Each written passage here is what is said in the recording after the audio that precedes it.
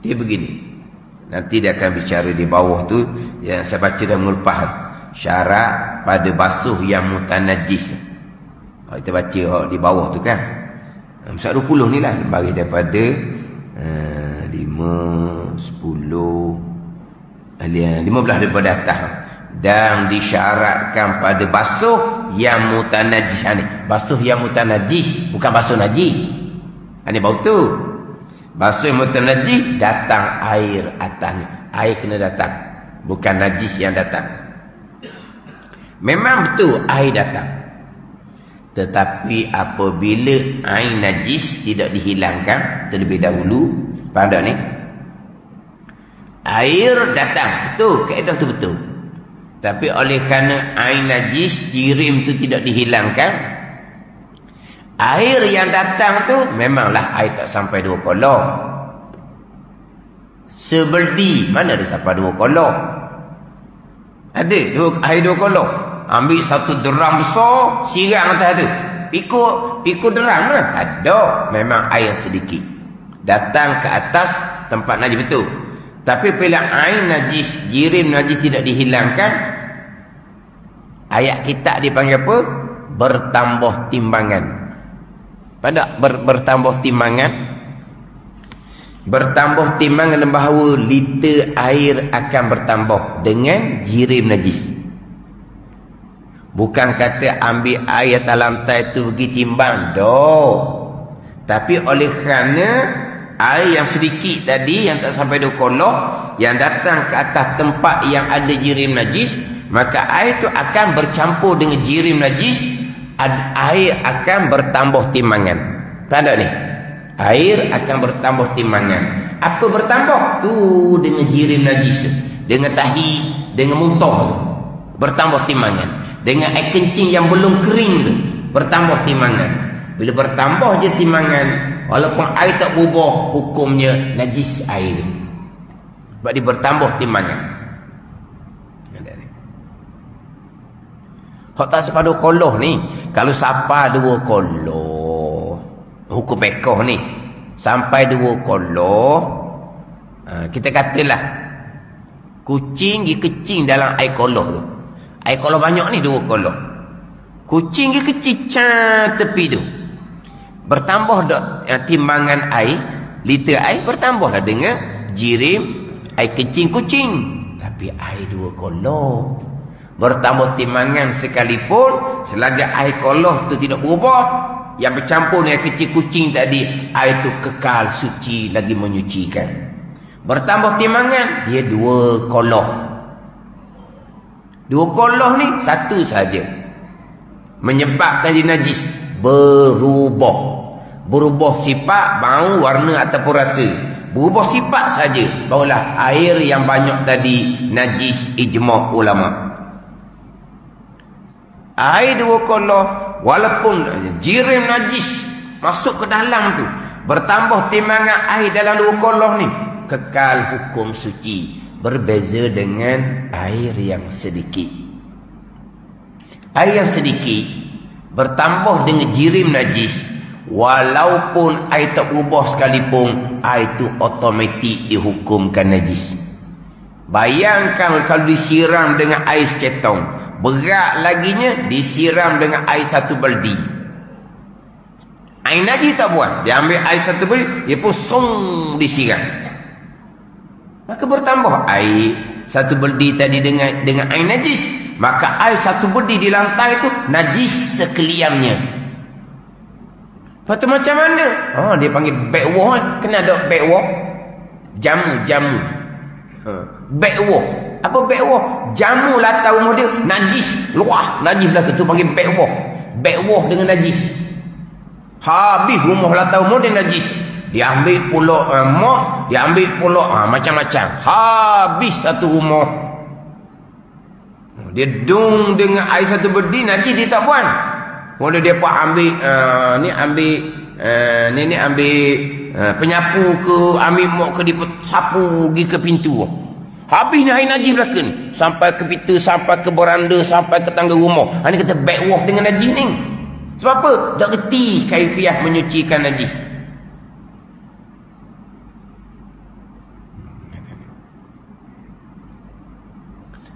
Oh, kita tak tahu, tak sengaja buat gitu. Tak sengaja buat gitu, sengaja membiarkan diri jahil. Peluang boleh belajar, boleh ada, tak mahu belajar. Sengaja membiarkan diri itu jahil. Ada orang dia buat gitu, dia nampak dia, tambah, geli dia kata. Dia ambil air satu body, dia pun dong tu, dia hala ke pintu lah. Lepas tu dia ambil penyapu, dia pun sapu. Apa hukum air tu? Sekalian air di lantai tu, tak berubah dia kata. Berubah tak berubah, oleh kerana jirim najis tidak dihilang terlebih dahulu, air akan bertambah timbangan, maka sekalian air di lantai itu hukum najis belaka. Kalau saya sebut tadi hak lantai berlubang lain, tahi ke, muntah ke, air kencing yang belum kering ke, duduk di lantai itu kita pun ambil air satu ceret, kita pun siram atas najis. Memanglah air itu akan bertambah timbangan, bukan berubah air itu bercampur dengan jirim tahi, jirim muntah, jirim air kecil belum kering. Tapi air najis itu ke mana? Masuk celah lantai, turun bawah rumah, tak ada masalah. Ni orang dulu muda, tak mahu sentuh najis pun tak apa. Dia ambil ceret, dia siram atas tu, disiram atas najis tahi itu. Semua air yang disiram jadi najis, tapi air itu tidak mengalir jauh. Sambil tangan ni tolok masuk dalam lubang. Mudah jauh dulu. Tak payah buang jirim najis. Sebab najis itu tak akan merata-rata, tak akan berjauh dibuang. Tangan siram dengan air ceret. Dia pun tolok dengan jari dia, tolok, habis dah. Air najis masuk celah latar, masuk bawah rumah dah. Dia pun susuli dengan dia gosok nak menghilangkan sifat najis. Cukup mudah kalau orang dulu. Hak latar di berlubang ni. Ada lagi ke rumah seumpama ni sekarang? Sebut tadi, walaupun latar tu papang berlubang, dia ada tikar getah atas.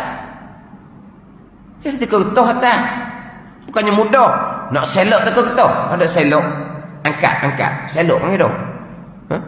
Selok angkat tikar getah. Payah juga. Rumah orang sekarang bukan macam rumah dulu. Rumah dulu mudah.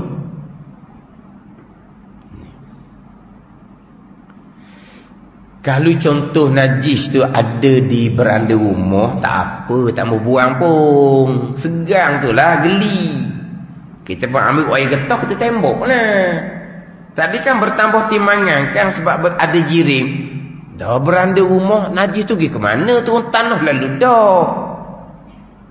Kita katalah, atas berada rumah tu dah ada tahi ke, ada muntah ke, ada kencing ke, tak payah sentuh lah air najis tu. Ambil air getah, tembok, spray. Memang air tu bertambah timbangan jadi najis, tapi air tu ke mana? Terus turun tanah. Senang. Ni tengah rumah, tempat najis dengan pintu pula tinggi ke dekat pintu. Dia berambak dengan najis. Mana berambak? Kejar najis, habis kaki dia najis. Kemudian kaki najis dengan air najis tadi ni, dia habis pijak satu rumah. Panggil bek-wah jamu najis. Ada ni. Sebab itulah orang ni nak basuh rumah sekali-sekala kan. Dia kalau kita nak basuh rumah, yang pertama pastikan kita vacuum dulu jirim, tahi, cicak. Vacuum ke, sapu ke, pastikan. Sebab nanti air akan berladung atas lantai itu tak sampai 2 kolong. Bercampur dengan jirim, tahi, cicak, dipanggil bertambah timbangan. Tapi air atas lantai berubah ke tak dengan tahi, cicak? Tak berubah. Hukumnya najis habis air atas lantai. Hak berladung tu. Sebab apa? Sebab bertambah timbangan dengan jirim, tahi, cicak yang kering. Nak basuh satu rumah, pastikan vacuum ke, sapu dulu. Vacuum ataupun sapu lah. Pastikan tidak ada jirim, tahi, cicak yang kering. Barulah kita datangkan air. Jangan kita dengan air itulah kita nak sekali dengan jirim, tak cicak. Tak betul gitu. maka lantai tu hukum najis belaka. Ada ni. Lepas tu macam mana? Kena hilang pula air najis tu, datang pula air lain. Banyak mana air yang akan digunakan. Yang pertama, pastikan hilangkan jirim najis.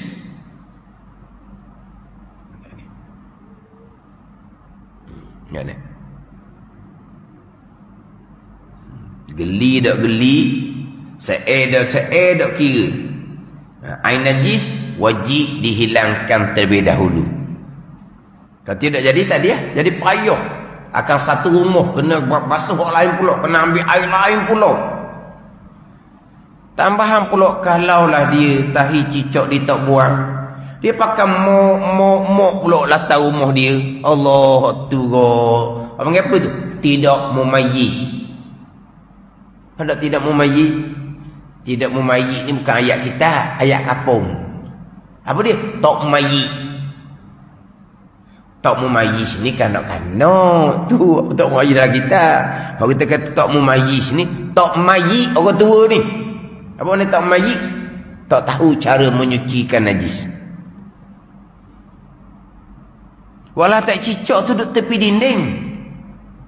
Dia pakai mok, dia ambil tak cicak tepi dinding tu, habis satu rumah. Hot najis tepi dinding, dia ambil tengah pula jadinya. Dok pasar-pasar. Tak cicak tak ada tengah rumah. Tak cicak ada di tepi dinding.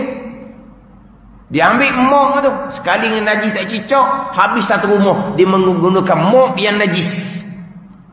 Jadi najis tepi dinding, dia bawa pakai tengah rumah, dia bawa. Buang air najis terlebih dahulu. Ada ni? Buang air najis terlebih dahulu. Nak mop kena apa ke? Sapu dulu. Kalau habuk tak apa, tak sapu dulu pun. Habuk boleh kita hilangkan dengan mop. Tapi jangan ada jirim tahi cicak. Anda kata tak mumayyiz ni. Akhirnya lantai najis belaka. Tapi tak ada dia punya sifat najis. Najis hukmi. Najis pada hukum.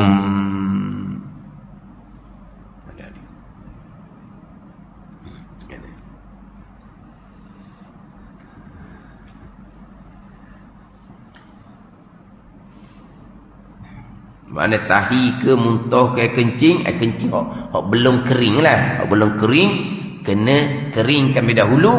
Kemudian datang air, basuh hingga hilang air dia. Dan segala sifat. Iaitu segala sifat, rasanya dan warnanya dan baunya. Selesai sini barulah sunat meniga.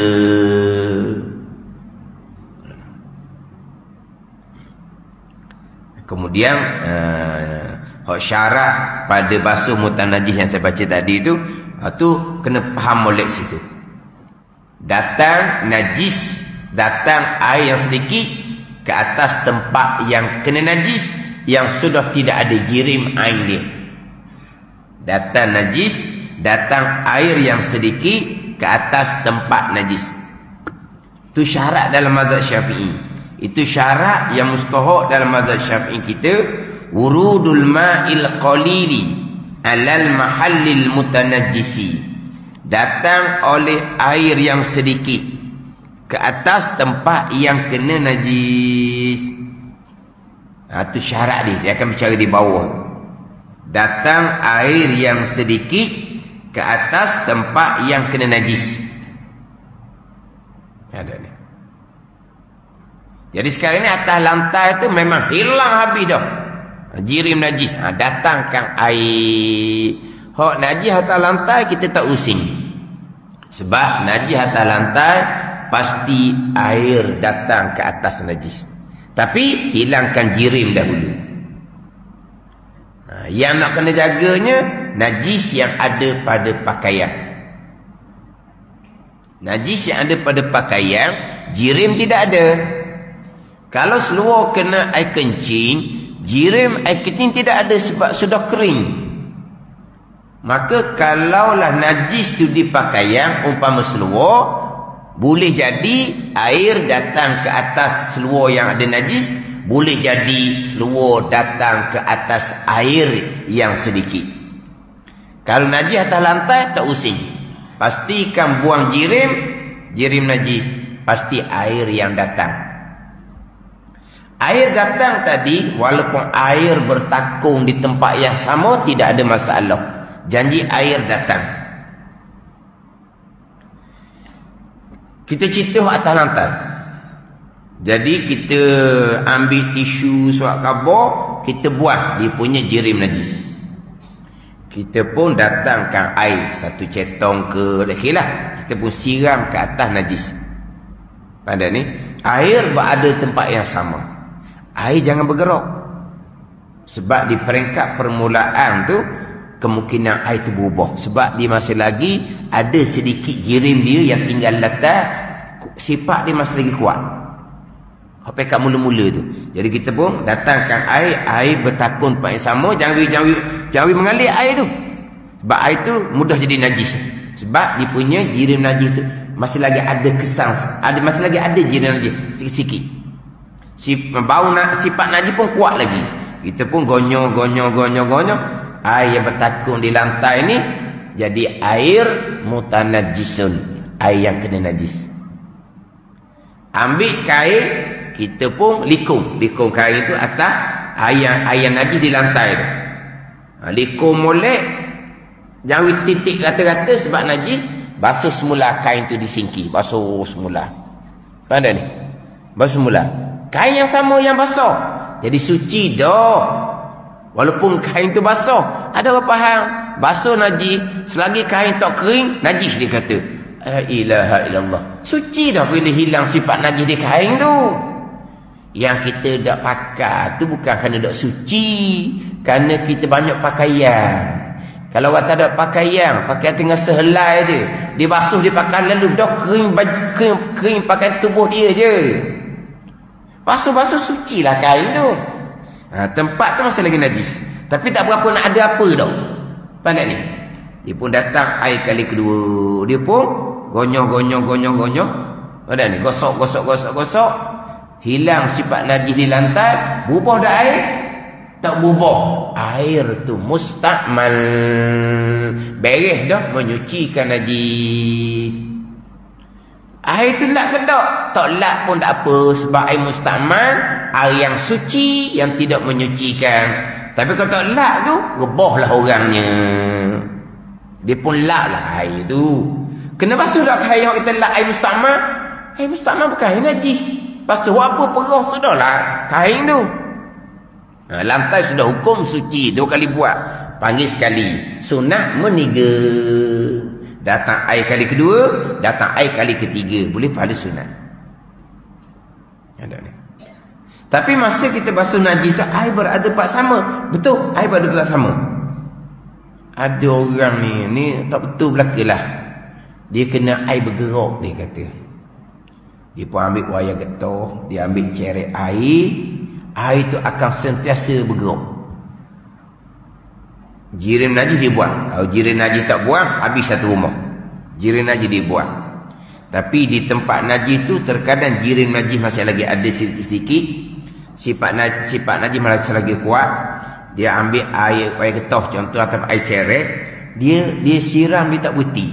Sambil-sambil dia gonyok. Sambil-sambil dia gonyok. Ada ni. Dia tak berhenti air tu. Sebab dia kata boleh berhenti tu dia. Berhenti jadi najis.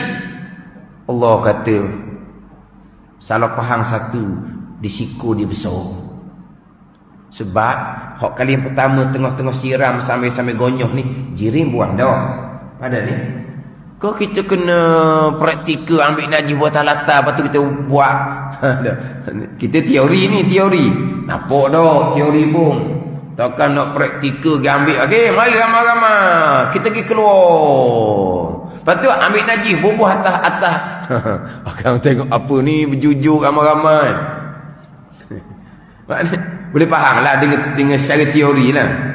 Sekarang jirim najis buang dah. Tapi di tempat najis, jirim tu ada lagi kesan-kesan dia. Bukan sifat-sifat masih lagi kuat. Ada ni. Jadi dia pun siram air. Dia faham jangan berhenti. Kalau berhenti, air bertakun air dia najis. Oh tu payah nak ajar kalau seumpama tu. Hak ni tak faham mesin basuh ni. Sebab dia kata air bertakun di tempat yang sama. Tak boleh gitu, salah gitu. Tak betul gitu. Dia kalau air dia tak berhenti, faham tak ni? Di tempat tu air jirim najis dia buang, tapi ada lagi tu halus-halus tu ada lagi dengan sifat najis yang kuat. Dia pun siram air. Dia gonyoh mula-mula ni, berubah dah air yang mula-mula. Berubah najis. Apabila dia tak berhenti siram, air najis ni ke mana? Air najis ni ke mana? Air najis ni mengalir ke mana? Hak berubah mula-mula tadi. Air najis dia ke mana? Tak ke depan lah.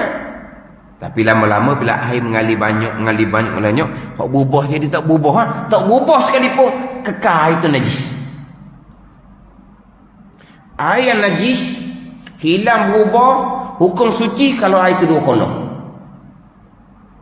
Air najis hilang berubah, didatangkan air lain boleh sampai 2 kolom. Air najis dia, lepas tu dia air ni kan, air ni dia tak berhenti siram kan, jadi banyak pakai depan tu, hak berubah tadi hilanglah berubah, kekal najis air tu, kekal najis. Ada dia. Lepas tu bercampur dengan air suci yang lain, jadi najis belaka sebab air tak sampai 2 kolom. Ni satu rumah pula najis. Orang buat kerja gitu. Datang air kali pertama, biar dia bertakung di tempat najis. Kita pun gonyoh, berubah. Mudah sebab air tak bergerak. Ambil kain tadi, basuh kain molek, datang air kali kedua pun sama, duduk tempat yang sama mengalir. Dia kata air berada tempat yang sama, dia kata tak boleh. Dah. Kita pun gonyoh, berubah lagi. Najis. Ambil kain, lap molek air najis ni, dibasuh kain di sinki, datang kali yang 3 di tempat yang sama. Air jangan bagi bergerak, takut tempat yang sama. Hilang sifat najis, air tak berubah, latah hukum suci, air hukum mustakmal. Lepas tu sunat meniga tambah kali kedua, kali ketiga. Ini isu mesin basuh. Dia kata air berada tempat yang sama, dia kata. Maka menyebabkan air dia najis. Tak betul gitu. Kita faham apa saya cerita tadi ni. Hilang sifat najis, jangan ada jirim najis. Hilang jirim najis, jangan ada air najis. Air datang ke atas tempat najis. Itu je syarat dia. Air datang ke atas tempat najis. Air bertakun tempat yang sama, tidak ada masalah. Contoh ginilah. Kalau mulut kita berdarah, gusi kita berdarah, mulut kita najis, kita ludah hilang najis, kita pun datangkan air untuk berkomor. Kita datangkan air untuk berkomor, untuk menyucikan mulut kita yang najis kerana darah tadi. Kita berkomor, nak tanya molek. Lepas tu ludah, bersih tak mulut?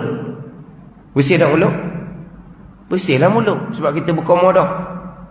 Persoalan sekarang, pada masa berkomor di dalam mulut yang najis kerana sebelum tu ada darah, air berada tempat yang sama ke tak? Tempat yang sama. Air 2 koloh ke tak?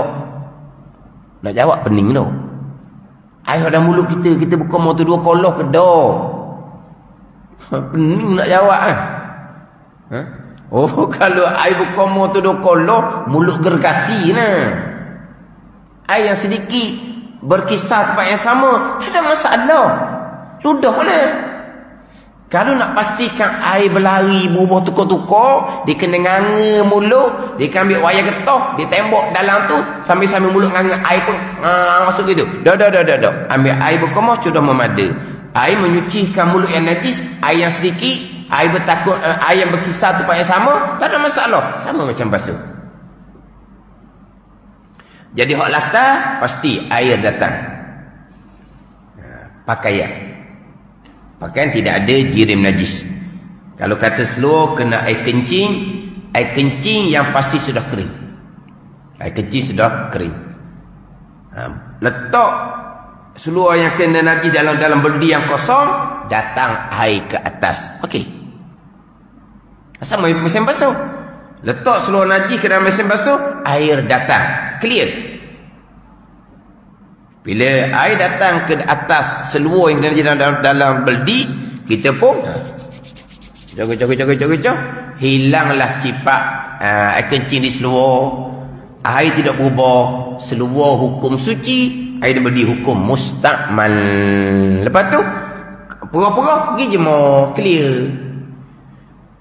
Lepas tu ustaz, bilah. Kita tengok dalam kitab kita ada tak bilah.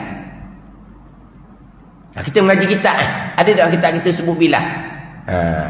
Bilah satu isu pula yang nak kena dibicarakan. Ada ni. Bilah satu kena bicara pula. Dalam kitab kita tak ada perkataan bilah. Cucu, lari air, lalu air, nanti kita akan bicara. Bilah tak ada dalam kitab ni. Hak tu apa ni? Mujur kok di tempat kita air banyak. Tidak kok main pakai buah Melayu ni kok duk Mekah boleh tahan lah. Oh dia bilah. Kain selimut dia bilah, habis dia bilah. Kamu bilah kain selimut banyak mana habis air?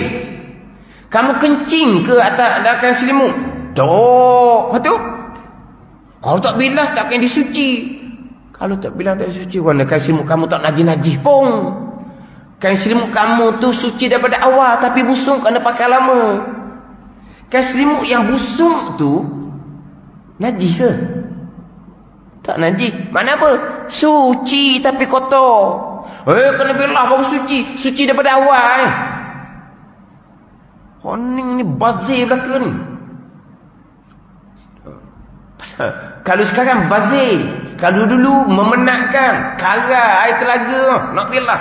Letakkan selimut atas ampayan. Dia ambil air timbul. Timbul selah.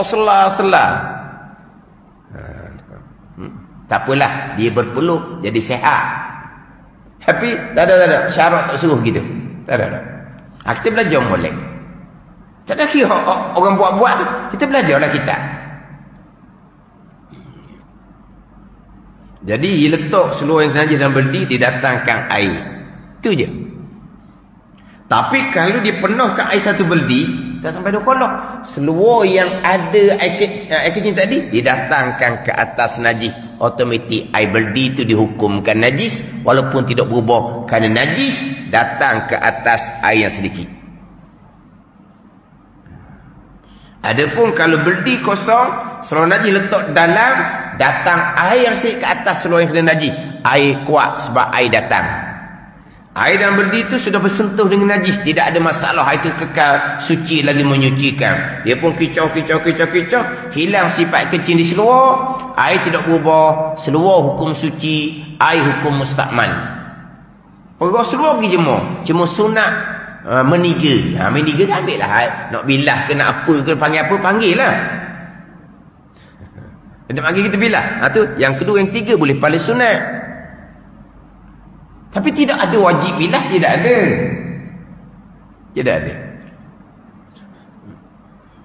Ada sekali tu, Allah, waktu lah.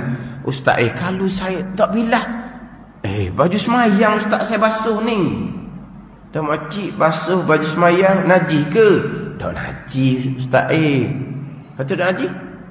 Bilah tak bilah kena apa dengan nanti kan kalau tak bilah boleh semayang kedok, dia kata. Tak dia faham kalau tak bilah tak suci baju semayang dia. Saya tanya dia, baju semayang tu bila najis? Bila najis baju semayang? Kalau tak bilah, saya baju semayang ni ustaz, bukan baju pergi jalan ni. Kalau tak bilah, tak suci pakai baju semayang saya. Mocik nak suci kan baju semayang tu kena najis ke? Dok, dia kata. Dok. Suci daripada awal lagi cuma basuh nak hilang busuk, nak jadi wangi. Bukan basuh nak menghilangkan najis. Kalau baju semayang gitu, baju tak aja, bukan baju semayang ni. Ni baju kita duk pakai ni. Ni baju kita duk pakai ni. Ada najis? Mari masjid ni pakai kain kena kecing. Pakai seluruh kena kecing. Tak ada seorang pakai najis. Tapi pakai berpeluh ke apa ke jadi busuk, tak panggil najis, panggil kotor. Dia letak air satu beldi, air mutlak pakaian hok kotor tadi, dia pun datangkan ke atas air satu beldi, tak jejak sebab bukan najis. Dia pun kicau, hilang busuk. Jemaah, dah suci ke dak ustaz buat gitu? Dia suci daripada awal kan? Ni pakaian kita ni. Suci kan belakang ni? Suci belakang ni. Suci dak apa ni? Memang suci dah. Cuma busuk. Datang kat pakaian kotor tadi ke dalam air satu beldi. Kita kecah-kecah, hilang busuk, pergi jemur. Air dan beldi ni kekal mutlak, suci lagi menyucikan. Takkan jadi mustakmal. Jangan lupa kita bicara dahulu. Air mustakmal, air digunakan untuk mengangkat hadas, dan air digunakan untuk menyucikan najis. Kita bukan menyucikan najis. Pakaian kotor busuk saja, takkan dia mustakmal. Air beldi tu kekal boleh buat mengambil wudu. Sebab apa? Mutlak air tu suci lagi menyucikan. Dengar pengong pulak dia kata. Pengong lah pulaknya. Dah ustaz, kalau masuk luar dalam, najis dah luar dalam. Kencing dah luar dalam. Tak najis. Sama je lah. Luar dalam ke, luar-luar ke, sama je. Kotor. Bagaimana? Kadang-kadang pengong juga nak terima tu. Pengong nak terima. Masa saya ngajar mula-mula dulu air mutlak mustakmal tu, pengong. Tapi mujur kita tak wisah ni. Air mustakmal, air digunakan untuk mengangkat hadas. Air digunakan untuk mandi sunat. Mandi sunat pagi Jumaat, mandi sunat pagi raya. Air tidak akan jadi mustakmal sebab bukan mengangkat hadas. Dengan bahawa dia mandi sunat pagi Jumaat, dia berdiri dalam besen, dia pun mandi, dia pun takut air dalam besen. Air itu kekal mutlak, suci lagi menyucikan boleh ambil semayang. Tapi tak ada suruh buat gitu. Tak ada suruh buat gitu, tak ada raja buat gitu. Tapi kalau buat gitu mustakmal ada air? Tidak. Mustakmal, air digunakan untuk mengangkat hadas kecil ataupun besar. Mandi sunat pagi Jumaat bukan mengangkat hadas. Mandi sunat pagi raya bukan mengangkat hadas. Tak kena di mustakmal. Dan air digunakan untuk membasuh najis. Adapun kalau air digunakan untuk membasuh kotor, pakaian peluh, air itu kekal mutlak, suci lagi menyucikan, walaupun pakaian itu didatangkan ke atas air yang sedikit. Sebab bukan najis. Bagaimana? Tu nanti akan bicara lagi tu syarat di bawah tu lah. Datang air atas tempat yang kena najis. Bukan najis datang ke atas air. Jadi untuk menyucikan najis air ni, hilangkan air dia dan hilangkan segala sifatnya, iaitu rasanya dan warnanya dan baunya. Ada najis pula ni hot jenis payah nak hilang sifat. Contohnya warna darah, pakaian putih. Terkadang kita gosok-gosok beru, masih lagi ada kesan warna darah di baju putih macam mana pula. Ada najis ni dia bau dia kuat. Saya biasa sebut tu tahi ayam muna ke apa tu? Muna, mune. Tahi ayam hok warna kuning tu. Apa? Muna. Mune. Mune nama orang. Tahi ayam hok warna kuning tu. Hok tu dia punya bau dia. Pandai ni. Ada najis yang mana sifat bau dia sangat kuat. Orang dulu dia menggunakan umpama tanah, tak hilang bau. Kita menggunakan sabun, tak hilang bau. Contoh. Macam mana kalau sifat najis itu sifat yang payah nak dihilangkan. maka jika tinggal rasa jadi dimaaf akan dia, melainkan uzur daripadanya sedikit tiada hilang, melainkan dengan dipotong akan dia, maka dimaafkan. Dan jika tinggal warna atau bau yang sukar hilang yang sikit, kira-kira digosok 3 kali dengan air tiada hilang, sucilah tempatnya. Itu kalau ada najis yang sifatnya agak sukar untuk dihilangkan. Sifat warna umpama darah di kain putih, sifat bau umpama tahi, apa-apa tak kira lah, basuh punya basuh. Masa lagi ada sedikit kesan warna najis, ada sedikit bau najis, maka tempat tu, pakaian tu sudah dihukumkan suci. Wallahu a'lam.